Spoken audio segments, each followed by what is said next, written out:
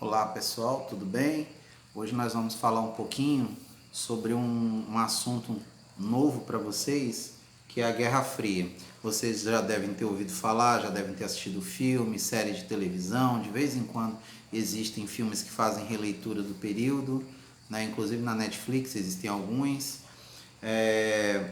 Eu gostaria que vocês pegassem o livro de vocês e fossem lá para o início do capítulo, que é página 146 e 147, mas nós iniciamos o conteúdo a partir da página 148, certo? Vamos lá?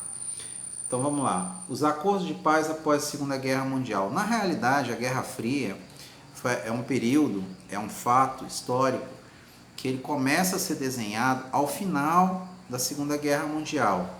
Ainda quando a guerra estava em curso, né, durante a Conferência de Teherã, nós tivemos 3 grandes conferências com os líderes dos aliados, né? Winston Churchill, Franklin Delano Roosevelt e o Joseph Stalin, né? Eles faziam parte do grupo que a gente chama de aliados durante a Segunda Guerra. O outro lado era o eixo, como vocês sabem.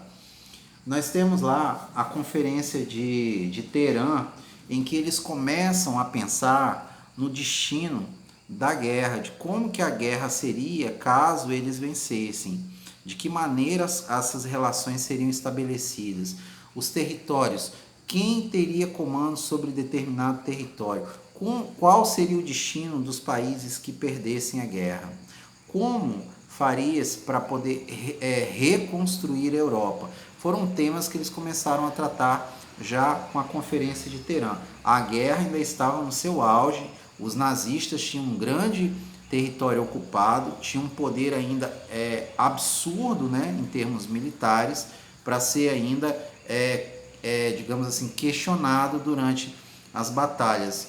Porque assim, o que acontece? Você tinha uma força aérea extremamente poderosa, que é a Luftwaffe, né, vocês viram. Os Estados Unidos e a Inglaterra estavam começando a desenvolver tecnologia para fazer frente aos nazistas. Os nazistas já trabalhavam nisso há muito tempo, já tinham uma tecnologia. Eles foram construindo isso durante o processo de ocupação, né? A própria Blitzkrieg, né? A guerra relâmpago de Hitler era um modelo de guerra que até então ninguém conhecia, uma nova forma de se fazer guerra, né? Então você vai ter a Conferência de Alta, que vai acontecer na Crimeia, né? Que era território da União Soviética. Algumas foram em território neutro. A de Teherã, por exemplo, foi no Irã, né? Para as primeiras decisões. A Conferência de Alta na Crimeia, no território da União Soviética, ela estava próxima do fim e havia necessidade de definir um novo equilíbrio de forças que era ainda maior, né? Como é que nós vamos equilibrar as forças, o poder, depois que nós vencermos a guerra? Como que será a nossa relação no pós-guerra, né? Nesse encontro foram discutidos diversos pontos, como a criação das Nações Unidas. Nessa segunda conferência, a Conferência de Alta, já nasceu a ideia das Nações Unidas. E a ideia das Nações Unidas, ela vinha lá de trás. Lembra que eu falava para vocês lá no 8º ano que a tecla SAP da humanidade, a tecla de reset, aliás, da humanidade, chama-se iluminismo? Pois é justamente nos preceitos da Declaração Universal dos Direitos do Homem e do Cidadão que vai nascer a nova declaração, né? Vai nascer a declaração que rege as Nações Unidas, né? A Declaração Universal dos Direitos Humanos. Ela vai nascer a partir do retorno do pensamento ao pensamento iluminista, né? Que trata da ideia de igualdade, da ideia de fraternidade, de solidariedade, enfim, a fraternidade, a ideia de política e de democracia, né, como a gente conhece hoje. Tudo isso as Nações Unidas estão sempre atentas, né? Ok. Embora aqui e acolá tenha algum maluco querendo questionar esse tipo de coisa, né? Mas ainda assim a gente sabe porque as Nações Unidas elas primam pelo que pode ser feito de melhor pela humanidade. Então ela tem essa preocupação, sim. A Conferência de Potsdam, que acontece, que ela vai determinar como que a Alemanha vai ser dividida.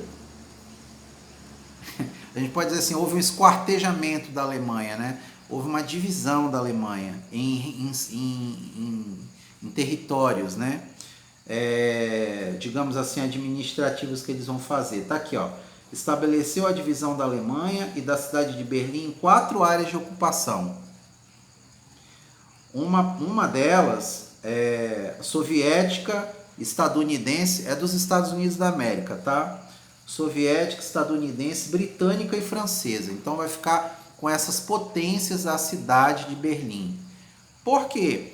Para você ter um monitoramento. O que aconteceu com a humanidade, com a Segunda Guerra Mundial, o que os nazistas fizeram foi muito grave. Foi muito grave. Tanto que o Tribunal de Nuremberg, o tribunal que julgou os crimes de guerra cometidos pelos nazistas, aconteceu justamente na cidade de Nuremberg, que é de onde partiu o pensamento nazista para o mundo. Foi de lá que Hitler fez os grandes comícios dele, foi de lá que tudo foi articulado desde o início por Hitler e o Partido Nazista, foi em Nuremberg. Então, quando escolheram a cidade de Nuremberg para fazer os julgamentos do alto comando, né, do Estado-Maior nazista e dos criminosos de guerra, que a maioria deles foram enforcados, isso aconteceu na cidade de Nuremberg para mostrar para a Alemanha e para o mundo como que isso deveria ser tratado, sabe? Dado o tamanho das atrocidades. A gente está falando de 6 milhões de judeus, não são 6 mil, não são 6, não são 600, são 6 milhões de judeus. Estima-se, fora uma quantidade absurda de soviéticos que morreram nas invasões alemãs, né? na resistência contra o exército de Hitler, a quantidade de americanos, de britânicos, de franceses, de pessoas inocentes que morreram na guerra, sem que não havia necessidade. Porque além dos exércitos, morreram uma quantidade absurda de pessoas civis envolvidos no conflito, né? Muito bem. Então a Conferência de Potsdam, ela resolveu essas questões. Só que a partir dessa última conferência e do nascimento da ONU, da Organização das Nações Unidas, que acontece em 1948, né? Que você tem, digamos assim, um embrião da Guerra Fria. Sabe por quê? Porque, assim, pensa, os Estados Unidos lançou 2 bombas sobre Hiroshima e Nagasaki, né? Para muitos estudiosos da guerra, isso aconteceu por uma razão muito simples. Os Estados Unidos queria devolver, né, digamos assim, o insulto causado ao exército, né, à marinha de guerra dos Estados Unidos, naquele ataque que os japoneses fizeram à base americana de Pearl Harbor. Só que o insulto pode ter sido pago, pode ter sido devolvido, mas na realidade os Estados Unidos quis dar um recado, e não foi um recado para o Japão. O Japão estava num estado já de precário, tendo apenas os pilotos que eles tinham, os kamikazes, que arremessavam seus aviões sobre os encouraçados americanos, né? Estavam no Pacífico, durante a Guerra do Pacífico. Para resolver a questão da Guerra do Pacífico, foi fundamental o bombardeio. Alguns especialistas de guerra pensam dessa maneira, foi uma maneira de fazer com que os japoneses parassem de vez, se rendessem. Ok, existe esse fato. Só que ele deu, de certa forma, aos Estados Unidos um bônus. E aí a gente fica pensando, muitos historiadores pensam, se não foi justamente o que eles queriam, se não havia algo mais. Esse algo mais era dar um recado, e ele deu um recado. Ele deu um recado para quem?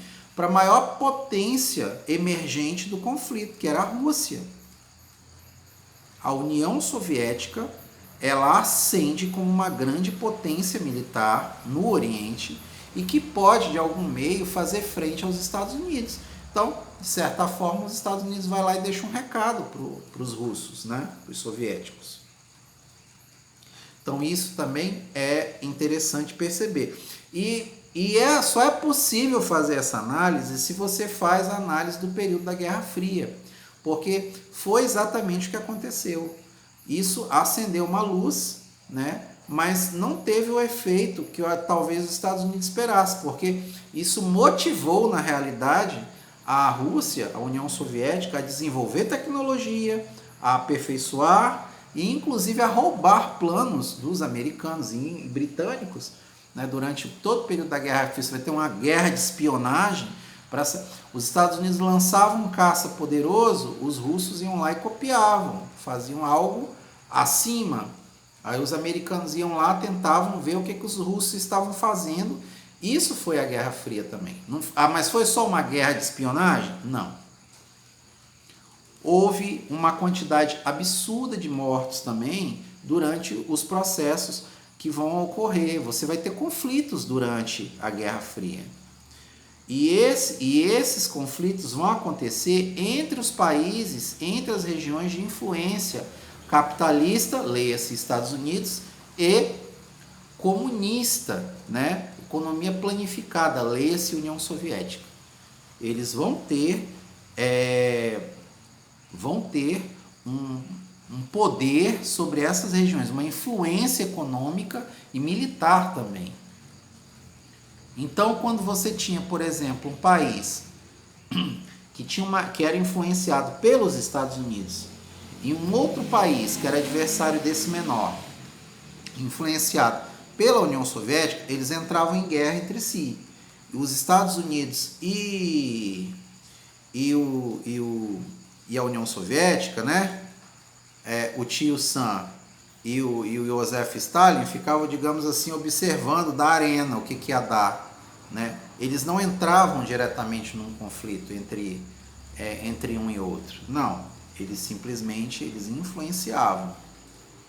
Porque, assim, o efeito de uma guerra da qual os dois países participassem poderia ser o causador de um conflito sem precedentes que levasse à extinção do planeta Terra, da humanidade. Isso era uma característica importante a ser pensada. Isso não é uma retórica de desenho animado ou uma retórica de filme de Hollywood. Não, havia essa possibilidade. Se os Estados Unidos lançassem seus mísseis continentais de um lado e a União Soviética lançasse seus mísseis continentais do outro, seria o inverno atômico, né, que a gente chamava, né? Tem até filmes da época, Day After, né? Só que não é aquele do desastre ambiental, né, de uma grande enchente, que veio uma neve e aí veio um processo de glaciação na parte norte do hemisfério norte. Não é isso. Esse inverno é um inverno atômico, que destruiria a humanidade, imediatamente, e as vítimas da radiação viriam depois. Então, restaria praticamente ninguém. E pessoas tinham dito antes, né? Tinham dado, inclusive, tinham feito falas sobre isso. O Einstein talvez fez uma das mais caricatas e engraçadas, mas não é mentira, o que ele falou era verdade, sobre um possível conflito entre os Estados Unidos e a União Soviética, ou um de seus parceiros na época. Ele dizia, perguntaram para ele, como seria a terceira guerra mundial? Ele disse, olha, a terceira eu não sei, mas a quarta vai ser com paus e pedras. Porque não ia restar muita coisa da humanidade numa terceira guerra mundial, com as ogivas nucleares, com poderio militar atômico que tinha se desenvolvido na época. Muitos países desenvolveram a tecnologia atômica e você poderia destruir, uma coisa assim muito, muito sucinta. Eu sei que é um pouco até chato essa questão, tem gente que gosta dessas questões, eu não gosto muito. Porque assim, um único caça, um F-18, um F-15, ele podia levar ogivas nucleares, 3, 4 caças destruiriam o planeta. Porque assim, a princípio, as ogivas nucleares, elas só poderiam ser colocadas em mísseis intercontinentais, que são foguetes, né, enormes, né? Mas depois essa tecnologia ela foi diminuindo de tamanho e ela foi possível colocar uma ogiva nuclear num míssil carregado por uma aeronave ou mais de um míssil, né? Então tem muito filme que trata sobre isso, que fala sobre isso no período da Segunda Guerra Mundial. Inclusive o governo americano, o Departamento de Estado, o Departamento de Defesa dos Estados Unidos, criou parceria com Hollywood, com cinema, para poder fazer filmes, para falar mal da União Soviética, falar mal do comunismo, e isso explica por que as pessoas elas têm uma resistência à esquerda, e não tem essa resistência quando você fala de ultradireita, quando extrema-direita, por exemplo. Que a extrema-direita, a extrema-direita de hoje, ela é um descendente recente do nazismo e do fascismo. Mas é nazismo e fascismo? Não, não é. Mas é descendente daquilo que causou milhões de mortos lá atrás. Mas ninguém fala disso, entende?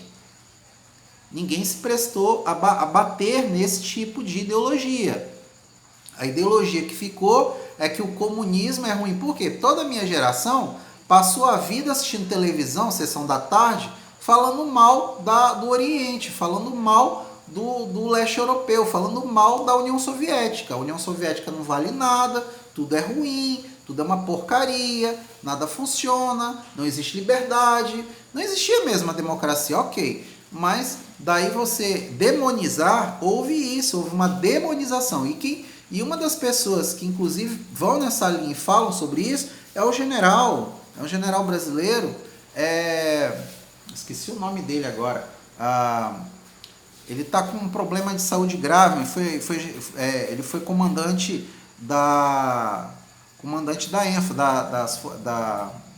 do Estado-Maior das Forças Armadas, né? Hoje é o general Pujol, mas na época era esse general. Ele falou num dos programas recentes, em 2017, 2018 mais ou menos, que o Brasil ele ficou muito preso a essas questões de ideologia, tanto de ultradireita como de esquerda. Então isso de certa forma, criou um bloqueio. Talvez no próximo vídeo eu me lembre o nome dele, fale dele, tá? Mas agora ele tem um problema de fibrose cística, né, no pulmão. Ele precisa de ar para respirar, então ele saiu da vida pública, né?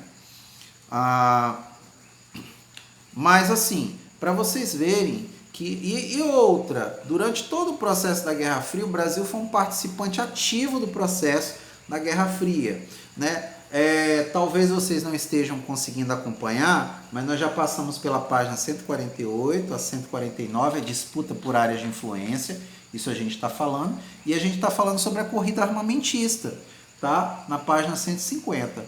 Você vai ter também a corrida espacial. Em 1960, ali nos anos 60, começa a corrida espacial, né? E assim, a corrida espacial ela é feita não apenas pelos Estados Unidos, ela é feita também pela União Soviética.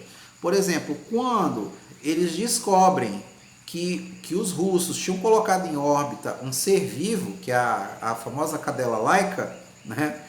Eles piram, eles dizem, não, a gente precisa avançar. E começa, né, a NASA foi criada um pouco antes, né, um braço do Estado americano, das Forças Armadas americanas, depois ela se torna meio que,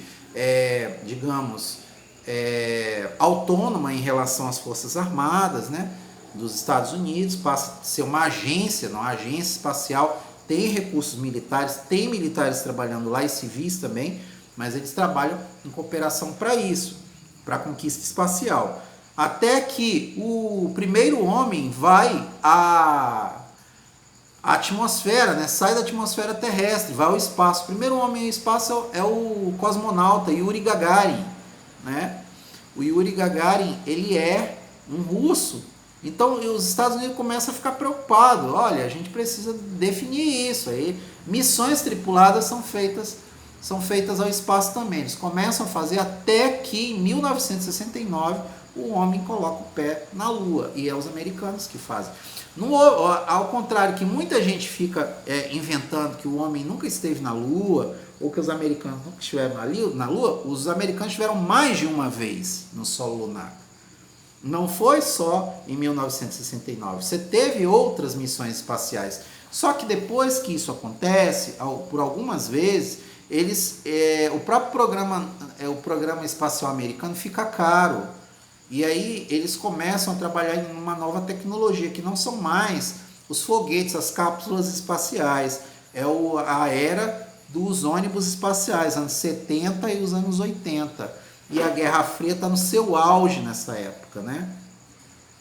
E aí começa a haver, digamos, um processo de aproximação entre os Estados Unidos e a União Soviética, né? Há um processo de aproximação.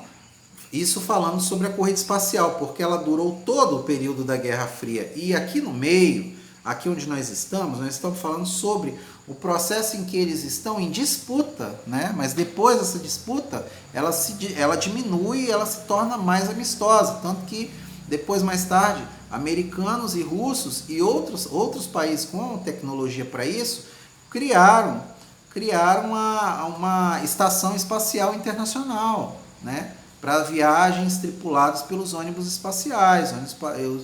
Eles ficam lá no espaço, estudando comportamento, tal, vendo as questões, e também lançando também os satélites, que são importantíssimos hoje para a questão da comunicação, para a questão de monitoramento do meio ambiente, para as questões, né, para as questões mais globais, assim, de comunicação entre as pessoas, né? Então tudo isso tem uma importância, as páginas 151, 152. A questão da espionagem, que eu acabei de falar para vocês, está na página 152, também é extremamente importante. Havia esse processo, havia os espiões, havia inclusive os Estados Unidos, ele passava pente fino, começou a restringir a entrada de pessoas nos Estados Unidos por conta disso, né? Principalmente vindo da Europa. Conflitos armados da Guerra Fria. Vai haver conflitos armados na Guerra Fria? Vai. Mas essa questão dos conflitos armados da Guerra Fria, a gente vai tratar no nosso próximo vídeo, tá? Tchau.